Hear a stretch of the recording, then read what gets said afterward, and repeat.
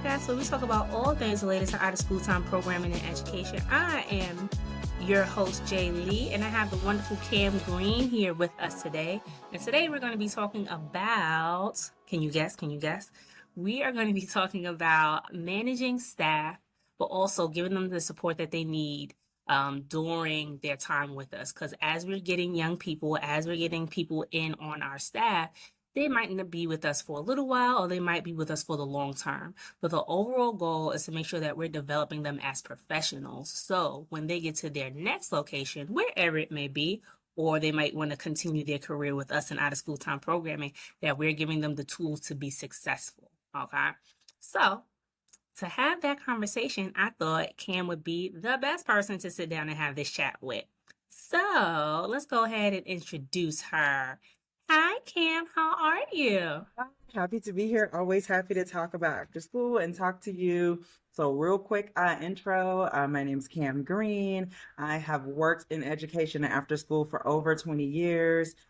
In this classroom, outside of the classroom and things like that. And I also founded Rethink After School, which is focused on exactly what it says, finding ways to rethink after school through engaging, enriching, entertaining, programming, and professional development. And I also developed a STEAM program called Junior Docs, which is focused on STEAM, but the same thing. How do we get kids engaged in that kind of thing? I also work full-time as the vice president of programs for Goodwill, which is a conversion of after school workforce development and all those sorts of things. So huge into staffing, huge into supporting staffing.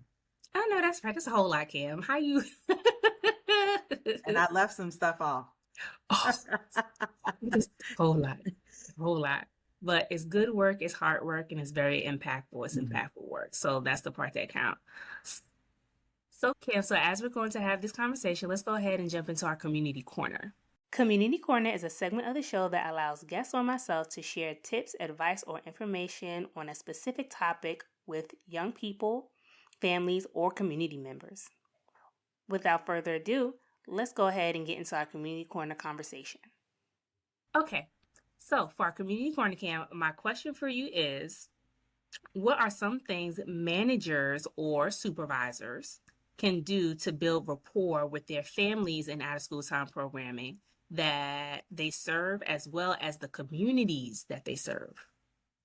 I think one of the biggest things that I always say, and it's like, it seems so simple and easy, but it's like, talk to them and ask them, right? Because a lot of times what might work for families over here, for where you came from, or what might work for you might not work for everybody. And I think sometimes people overlook the simple fact is, hey, simple questions like, how are you? What are you into? What kind of support do you need? And in providing different platforms for them to answer that, whether you're actually asking them, if you're doing a one question survey, if you're doing a Dropbox, a suggestion, but really saying, hey, we want to know what this groups of family needs and what's important to you, and then acting on that. Obviously, sometimes you have to just do things and, being available, being accessible. But I think one of the things you always have to do is make sure that you're checking in with them and then responding to what they said. Like, to me, I'm like, I don't make up a whole lot of stuff, per se. I really try to listen to the students, the parents, the families, the workforce, and then respond accordingly. And it makes my life easier, but it also makes it that I'm creating programming or I'm doing things that are a response to what people actually want, and I'm not just like, doing anything. So that's always my advice. Right. Like, there's nothing wrong with a hello, a how you doing? What do you need today? What do you need today? Yeah. Right. So with that being said, let's go ahead and transition into our interview questions. So, Kam, great to have you in the show. This is not your first time. You are a returner, so that's great. I know. I think I talked to you during the pandemic, the heart of the pandemic, maybe. Right. And we were having a conversation about program development. Mm-hmm. And how to set up your programs in the best way that you can, but also do evaluations to see where you are in your program and kind of make adjustments from there. So for those of you that have not gotten a chance to listen to that episode, I'll go ahead and link it in the show notes so you can have access to it. And you were dropping gems in that episode. I was like, I need a notepad or something. Oh my God. Gosh, this is good. So I'll go ahead and put that in the show notes for those of you that want to listen, and get that background information because that's important, y'all. We need to know what we're doing in programming. What strides are we making, people? So, Yes. I'll go ahead and put that in the show notes. But today we are here to talk about staff support and how we can best develop and support our staff. So we're gonna go ahead and jump into that. So for people that may not have heard that episode, right? Or their first time here for School After Hours podcast, go ahead and give them your story. How did you get started in after school time programming? So I got started in after school programming. I always say I'm a product of after school. So I grew up going to programs, and I would not be the person who I am or have had the opportunities that I had without those programs if my parents hadn't put me from YMCA to the school to all that kind of stuff. And so very much aligned. I did some volunteering in college and things like that. But my start professionally was really I started working for a charter school in Washington, D.C., and I actually started in the classroom. Well, no, I actually started part-time after school. I flew to DC, took a job, and started part-time after school in this new adventure. And they were a new school. They were about a year old. So there were some things there, but there was a lot of things that need to be developed. And my boss at the time, she was like, we were vibing. We're like, after school needs to be engaging. It needs to be quality. It needs to be everything. And so we just really connected on that. And from there, it really sparked my interest and desire to say, oh my God, there's so much that we could be doing in this space and so much more. And then I started connecting like, yeah, think about all the things I did after school. And then from there, it just took on. And I've worked in different industries, even worked in the corporate space, but I've always worked in after school. Like, so after work, it's like after school kind of thing. Ooh, so you've just been like climbing that ladder. You started at one place and then you got into like your development, and you also have, your own organization, right? Your own training. So go ahead and give the people a little bit information about how that started as well. Yeah, so I started, in literally as a after school provider, part-time with my own batch of kids. Come on in, let's line up, let's sit down, let's do circle time. But one of the things that I started to get into was, okay, how do we help other after school providers, engage? How do we help them figure out programming? How do we help them figure out how to, develop norms and things like that? And again, a lot of it was me saying, hey, these are the same students who are during, with the teachers during the day. I need to talk to them. Tell me about your students. Tell me about what they're working on. Tell me. So one of my big things was and always is there needs to be a connection of conversation between what's happened during the day and what's happened after school. They're the same kids. We need to collaborate to serve. And so I started getting into that and offering programming around that. One, connecting the school day to the after school day. And then two, how to do engaging programming, how to behavior management and things like that. And so I started working with programs from, Illinois to Hawaii, where I was living at the time, offering programming just about after school can be amazing, and it's an amazing opportunity for professionals and then also for the students that we serve. Right. With that being said, going through different things, making those connections, and then now getting your own staff, right? For someone that's new, like making that transition, you were maybe a counselor, maybe a teacher for after school time programming. Now you're in this position of leadership. Now you are now a supervisor or manager. What are some things that individual may need to keep in mind as they are, developing their team? Remember, especially if you were able to sit in that seat. So if you were a provider and you were working with the students, never forget what that felt like. Never forget what you struggled with. Never forget what excited you, and try to incorporate and talk about those things. I always tell people to be honest. And I'm just like, my expectation is not that somebody's coming in, especially in an entry-level position, and you're going to stay here forever. So let's have that conversation right up front. What are your hopes? What are your dreams? And how can I make sure you get that experience here so you can go to the next thing? And then also just sharing, your story is very important, especially if you climb the ladder through that, of how you got there, what it looked like, and sharing your struggles, like being honest, like, hey, I struggled with kids just dropping in, parents not showing up, kids, the behavior management looking a little bit different because they're like, it's after school, it's not supposed to be this strict. It's like, so I think it's very important for your team to not see you as somebody who's way over here and disconnected. They need to know that not only are you connected, they need to know what you struggle with, and then they need to know that you're there to support them. And that's like, I think that's one of the main goals as a manager. What do you need to be successful? Mhm. And then that's my job to give it to you as your manager. And I think that needs to be an ongoing conversation. Right, but you do bring up a good point, and I want us to go ahead and touch on that, is making sure that you are relatable to your staff. Because I do Absolutely. believe that there is a point of we cool, but we not that cool. I'm still need you to do your job. Oh So yeah. Yeah. how do you begin to establish those lines of, we are a team, but in us being a team, like I still need you to be responsible and do your part. I think you have to have your goals, your norms, and this is our outcomes. Like I'm very much focused on this is what we're here to do. And I will always tell people too. And I'm like, if I would tell people, I'm like, if you feel like this is going to be it's hard, like if this is going to be a burden for you and you're going to be drained and things like that. And I'm like, I never want anybody, but especially any child to come to an after school program and feel that somebody is burdened by their existence. So I'm like, this might not be the place for you. I will help you find something else. But I'm like, the goal is that we provide quality programming for people who may not have any other opportunity to engage with a caring adult, to get some kind of creativeness, some STEAM, some sports. So I'm like, it's game time. It's time to show up. So I'm like, that's where we're going, right? I will help you to be ready to get there, but that's always going to be the focus. I will laugh, I will play. I feel like I have a very kind of like chill spirit, but I'm like, at the end of the day, that's the goal. And then I'm like, and then for some of these families, they're paying something too. So I'm like, you're going to give them value, regardless. But I'm like, think about this hard earned money, whether it's $20 or $2, you need to show up and you need to show up for these students and you need to deliver. So delivering on whatever our outcomes are and whatever we're saying we want the students to get and whatever we promise to the parents, that's the driver. So like, that's where we're going. How can I help you and support you and have fun? But this is where we need to be. Like, I'm all about quality. I saw too many programs, and that's why I actually got into the space where I'm like, what? I'm like, what's happening? What are we doing? And I'm like, I can't, and I'm like, I couldn't sit on the sideline, and I'm like, I could be doing this way better and with more heart and more genuineness to actually towards the outcomes. And some of these people just showing up and promising all this stuff and not delivering. So that's when I stepped in the game. I know that's right. Gotta help them out. Gotta help them out.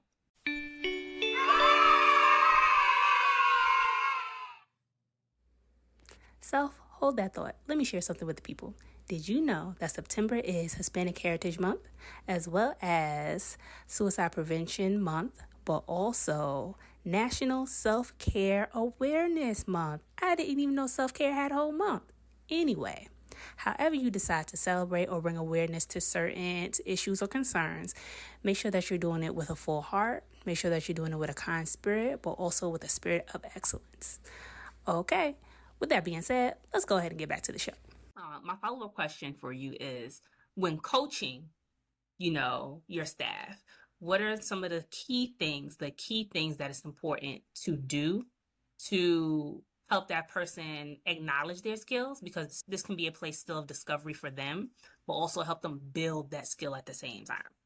I am big on something called the SWOT analysis, so SWOT.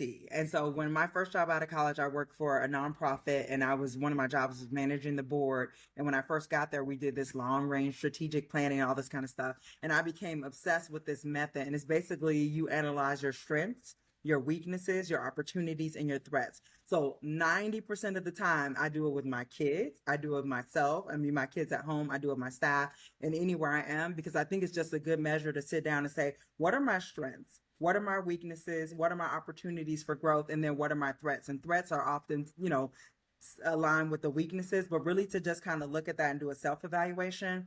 And I will have them do that. And then I'll come in, especially if I've had a little bit of time with them, and I'll say, okay, this is what I see. I agree, or I, don't agree. And then we set a path accordingly. And I like to do weekly check-ins, monthly check-ins, as it makes sense to say, okay, how are we going? What do our threats and our weaknesses look like?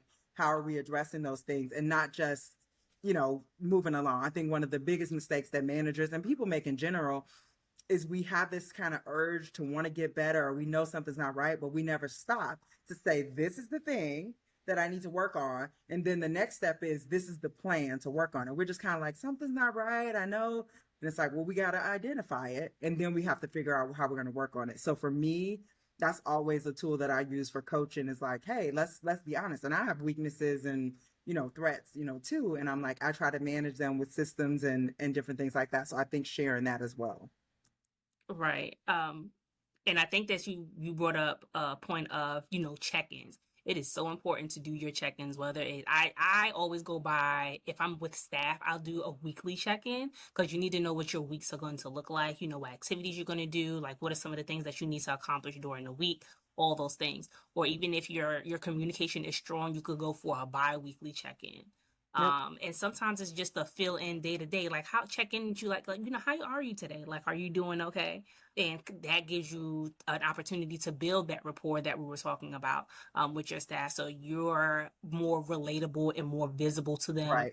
as a human being. Because I feel like sometimes in this role of leadership, it could be a very isolating place to the Mm-hmm. thing of you are no longer the staff, you are now the supervisor. So they do not always see you in the same light, which is okay. But it becomes like you are this floating Yeah. figure that is above and Yeah. beyond Yeah. all reason. I always touch on that, and I tell when I train managers and supervisors and things like that, and I'm like, and even I feel like I'm super relatable, but I'm like, we have to understand as a manager of people that as many times we say, tell me anything, you can do anything. I'm like, we have to actually sometimes set them up to do it. Here, I want you to take this day off. I want you to step away. We have to give them that permission and then build that so they kind of feel that trust. Like, okay, I work with tons of people, and one, they either came from an environment where that was not the case, and so they don't trust it, or two, they just haven't developed it at all, so they don't know. So I'm like, you actually have to let them know. And I always tell people too, I'm like, a leadership quality that I feel like people need to do, our leadership tactic is tell your people what to do when they go on break. Tell your people what to do when they go on PTO. Meaning, when you go on vacation, you need to step away. You need to know that if this can wait, it's going to go on. We will figure it out. I'm not going to be messaging you, so that when I say tell them what to do, you spend your time at your time. And I'm like, I think sometimes people need that permission. And so I coach on that. I'm like, we will figure it out. And I'm like, and you need to know that. And I think some people feel like that, oh, I gotta be always. No, you don't. You don't. And I tell them, I'm like, when I step away, a lot of times I'm away. Like, you're not gonna be able to reach me and things like that. So I think as a leader, you have to make them feel comfortable with whatever these things you're saying you want them to do. Oh, you can tell me anything. Oh, we can talk about any job, as opposed to saying, hey, I found this job that think might be good for you. Do you want to talk about it? That's Mhm. the kind of coaching and relationship. And they're like, oh, wait, now I'm not pushing you out, but I'm saying it's higher pay, it's the leadership. Let's figure out how to develop you versus saying, oh, if anybody wants a new job, I'm all open to it. Like, sometimes people need that true, I want to recommend you, or I want to coach you to this. And Mhm. that's what I try to do. That is so good. So we are going to pause right there. This is a good moment for us to go ahead and take a break. So everybody, go ahead, stretch your legs, go get something to drink, come back to the screen and have a conversation with us, or come back to the audio and finish having this conversation with us. Give us a couple of minutes. We're gonna pay these bills, and we're gonna be right back. Are you a program director or thinking of starting a program? Maybe you need new curriculum that focuses on character development or technical skills. Maybe you need help establishing effective program logistics to have an impactful program culture. Or overall, you just need a program evaluation. Well, School After Hours Consulting is here to help. Contact us at schoolafterhours.com, and our contact information is in the show notes.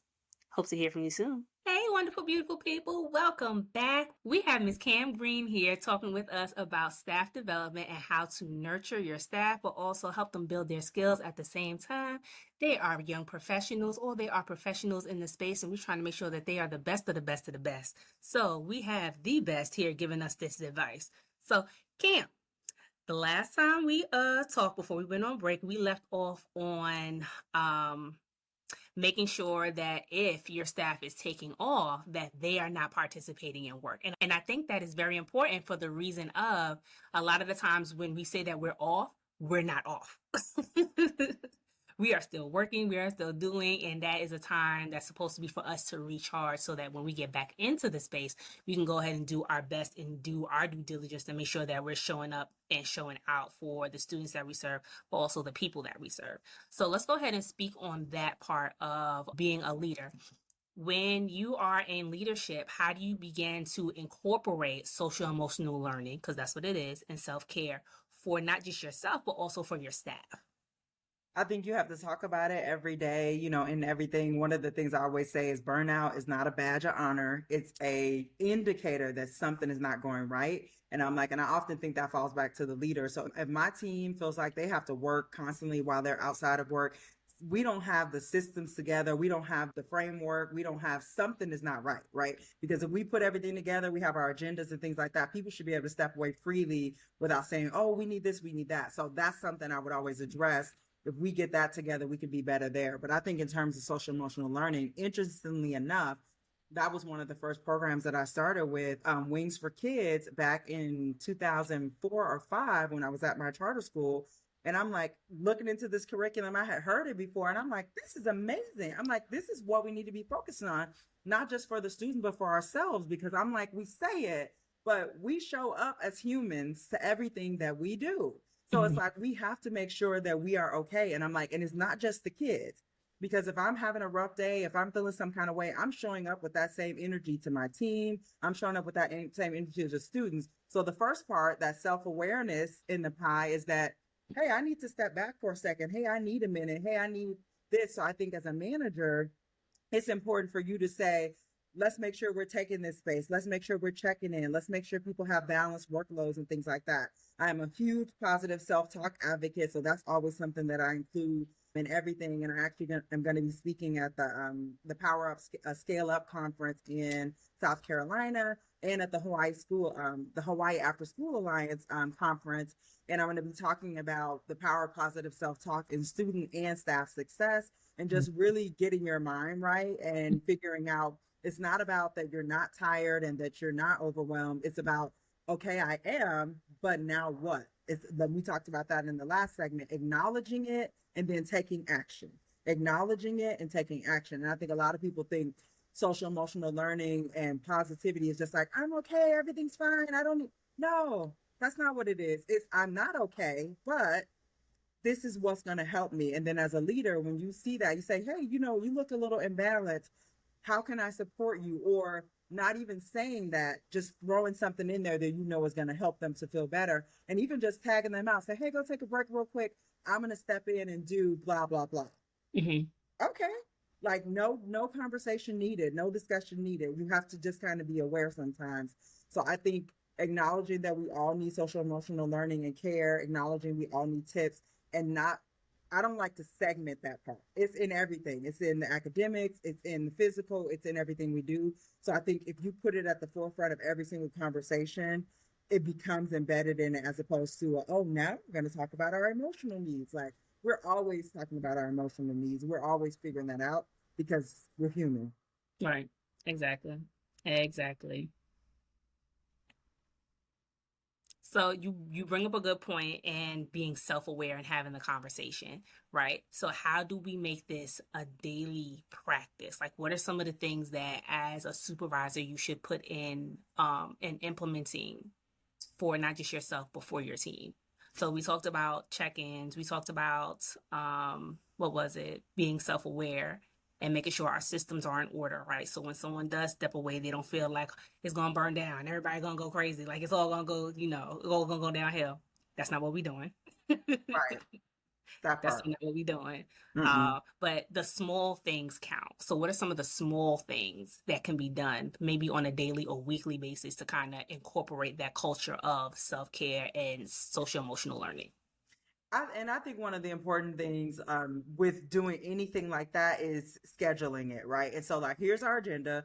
When we come in, we get our this together. We do this. If you're doing some kind of programming or if you're doing some kind of professional development, like, what are your practices? Open up, take a minute, that kind of thing. So I think that you have to schedule that into the agenda, and it has to become, okay, we greet the kids, we say this, we say that. I think giving a pause, a minute, hey, everybody, take a minute. And one of the activities that I always like to do is Literally, it can take 1 to 2 minutes. Is write down everything that is stressing you or you feel that is a barrier today and that is overwhelming you. Get it out of your head and get it onto paper, right? Write Mm-hmm. everything down, right? And then think about just one thing from that list that you really want to focus on and you really want to prioritize on, and you really want to think about, so that there's less chatter in the back of your brain, because it's always going to be there. But just doing that and then encouraging them to keep taking that list and keep solving one problem at a time. One of the things that I think as adults and kids is that oftentimes we're trying to solve too many problems at once and we solve nothing and we become overwhelmed.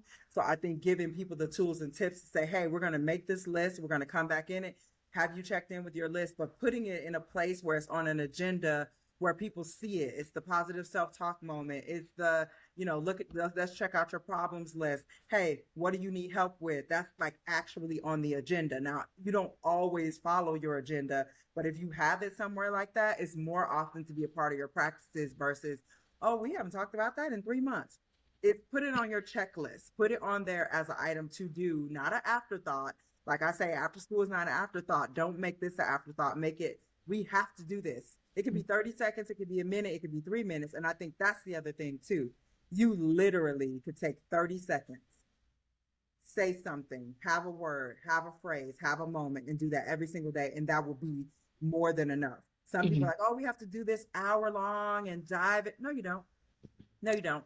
And the flip side is doing nothing at all. So 30 seconds is actually a long time. So I think thinking about those quick, I'm a micro programmer and I'm getting more into that with like programs that are 30 minutes, 15 minutes, 5 minutes. And I think that people have to kind of lean into that too, to say, we're going to do a 1 minute thing. That's it. Everybody stop.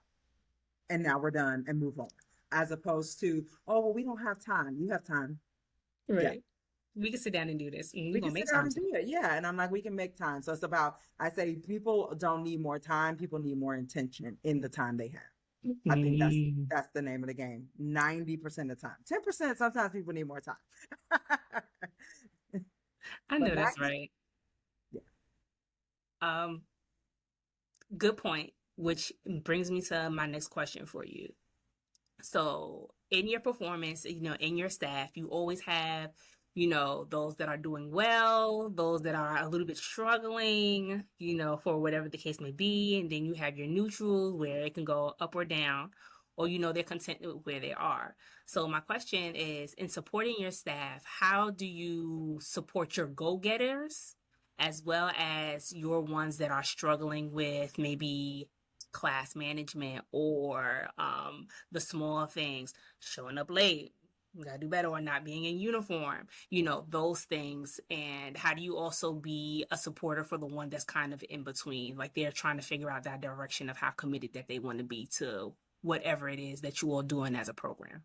Because I get that question a lot, and it made me think the last time I was having a conversation with a supervisor, is they were like, I have this staff member that is amazing, that is great, but in the same breath, I feel like there's more support that I could be giving that individual, maybe in certain areas that I might be aware of, I might not be aware of, but just letting them know that they can lean on me if they need to, because sometimes I feel like we take on the responsibility of I have to do it all by myself. And Yep. that's the feeling that she didn't want that individual to have as, somebody that's supporting them, making herself available to kind of have that individual lean on her whenever they need to. If you need a minute, you need a minute. It's perfectly fine. That's okay. But I feel like sometimes we are so busy focusing on those that kind of really need to have that push of development compared to the ones that are just knocking it out the park all the Yeah. time, and like that feeling of I'm doing everything and I'm not being supported. That's one of the things that we want to try to avoid.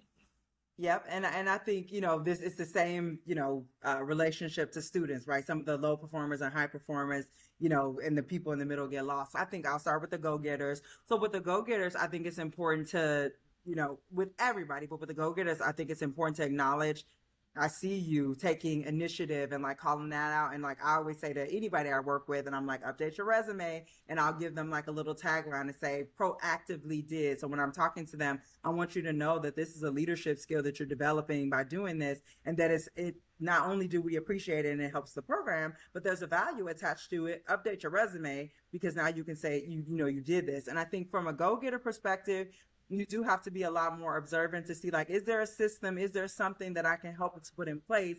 And just make sure, hey, I noticed you were doing this, and that, and I got you a cart. I noticed you were, doing these, lesson plans over and over again. Here's a agenda, here's a template. So kind of seeing where they're operating and how they're doing, and if there's something you can support. I'm a systems-based person. So is there a system you can put in place that's going to help them to thrive even more? And then making sure you're checking in with, clearly a lot of go-getters, they have a next step. What is your next step? So you did this. I see all these skills you're developing. Now, hey, maybe you want to get some more skills in this. So giving them a new target to kind of touch on and continuing to develop them. And again, hey, I saw this position that might be good for you. Take a look at it and see, do you feel comfortable? Are there things that you need? And I think kind of pushing them in that way.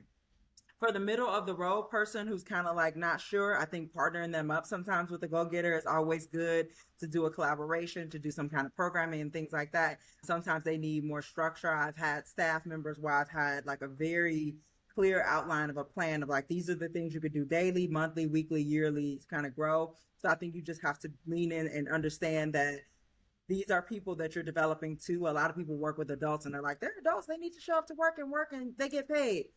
Okay, yes, that's funny and that's cute, that's nice. But as a developer of people, that's what you're paid to do. So you actually need to lean in and develop them, because that's what I'm paying you to do. So I'm like, on the flip side, if you're saying they get paid to show up, well, you get paid to develop them. So you have a responsibility to make sure that they're getting what they need. So I think partner with them, and then always asking, like, what do you want to do? Begin with the end in mind. What do you want to do? And offering up.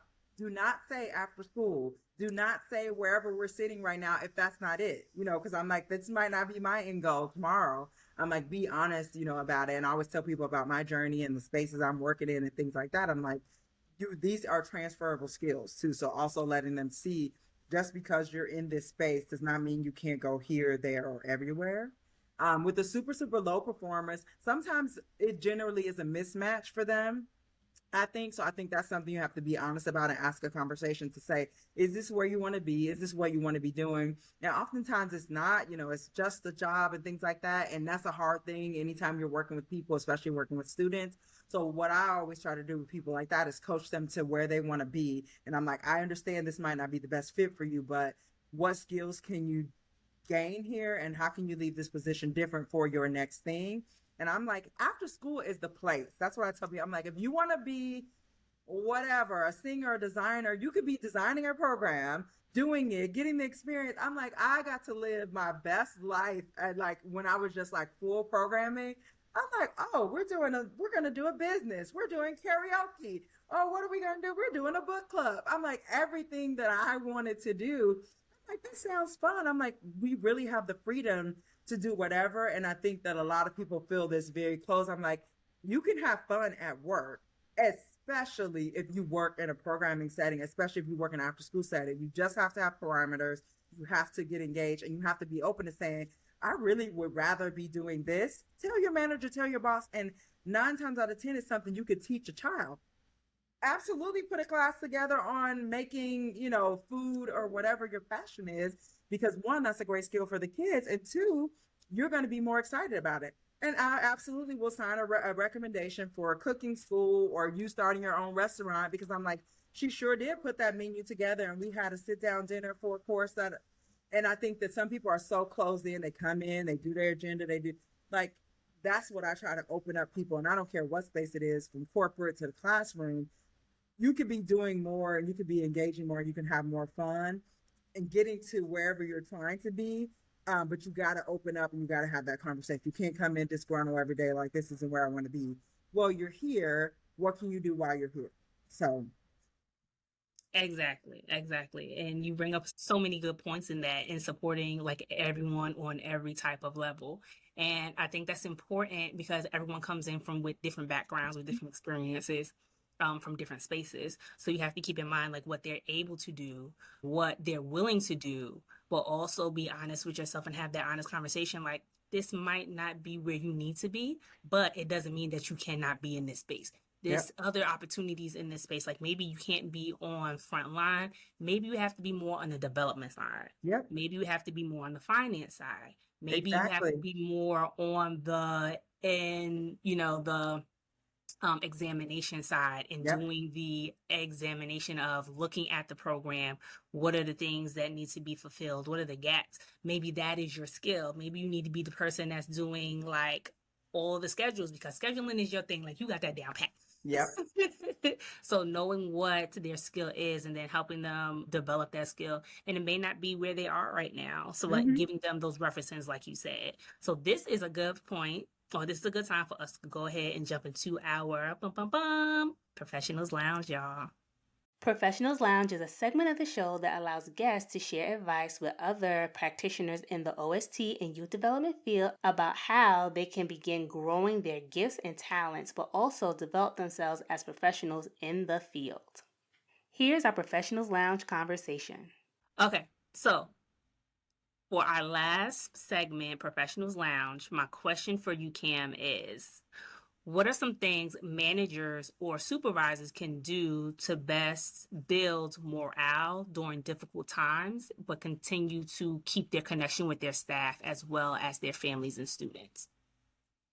I think you have to be honest all the time, in everything. And I think that a lot of times, and I tell people all the time, and even I've been hired into positions and hired into roles. And the funny joke is always like, Sam doesn't really know what she's doing, but she'll figure it out. Right. And so I'm very honest about that. Sometimes I'm like, I don't know what we're doing, but I'm surely going to figure it out. So I think just being honest and transparent is first and foremost. A lot of times managers, supervisors, now sometimes there's things you can't tell, but 80% of the time there's a lot more that you can share, even if it's, I don't know where we're going, I don't know what this looks like. I think people value that because they think like, oh, you do know everything, you're keeping everything from me or something like that, and that's usually not the case. But some people just cut off that communication altogether, and people are wondering. And when people start wondering, especially in hard times, they go, like, it gets out of control in the bad way fast. So I think you have to reel people back and, hey, just checking in again today. This is where we are. I don't have all the answers. I do know this. I hope that we get here. Tell me, how are you feeling? What are your concerns? What are you guys, thinking about, and that kind of stuff. And just keep an open conversation. Again, I think where I've seen it fall apart is where the communication is, and everybody's just like, we don't know what's going on, we don't know what's happening, and everybody's thinking the worst, and it's already these, like these impeding, dooming times. So I think you just have to be honest and check in. I used to train call center representatives for CVS Health as a part of one of my jobs, and one of the hardest things for them to do was to get on the phone. A lot of them, they didn't want to get on the phone with live customers.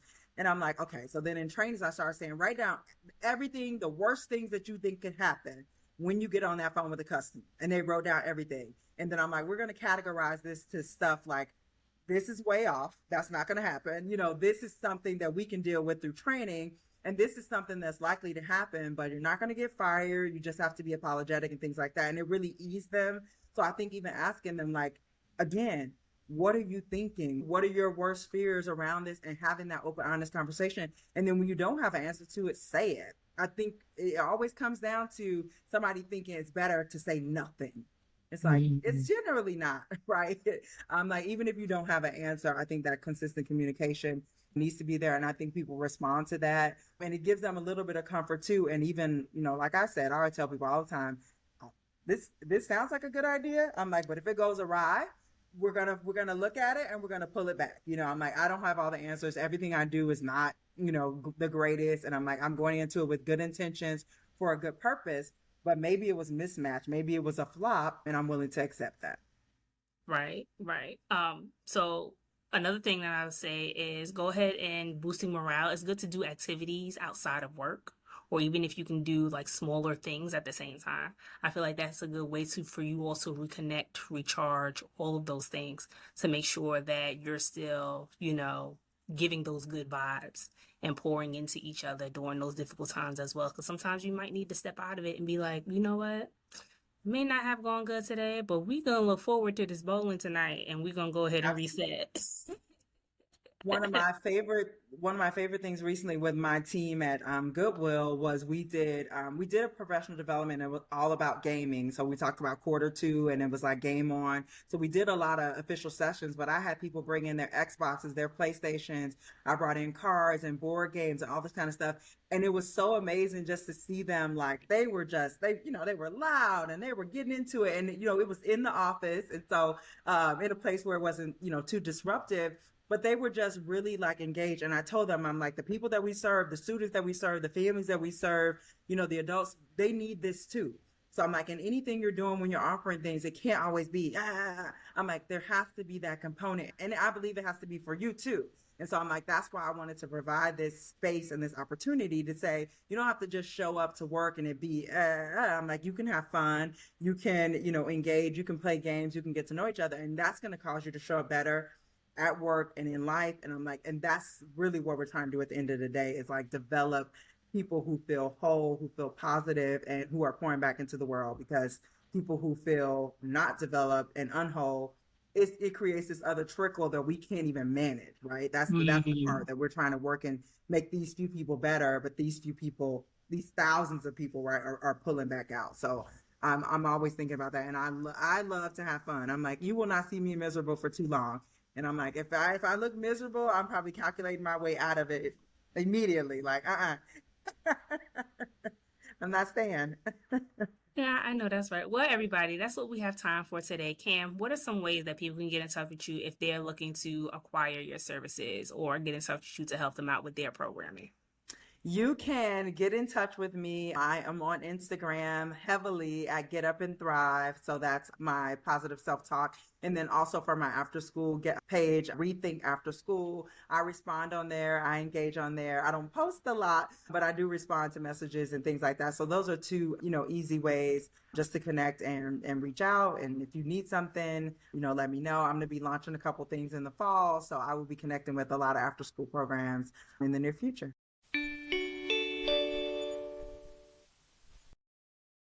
Well, everyone, that brings us to the end of our show. If you liked what you heard and you enjoyed our conversation, make sure that you're following us on YouTube, but also hit that like button so we know what you are enjoying. You can also find us on other podcast platforms like Apple Podcasts, Spotify, and Google Podcasts if you want to listen to our audio version as well. To get more behind the scenes stuff, make sure that you're following us on our social media accounts, Instagram and Facebook at School After Hours. Well, that's all I have for today. In the words of Mr. Arthur Ashe, start where you are, use what you have, do what you can. Until next time, y'all. Bye-bye.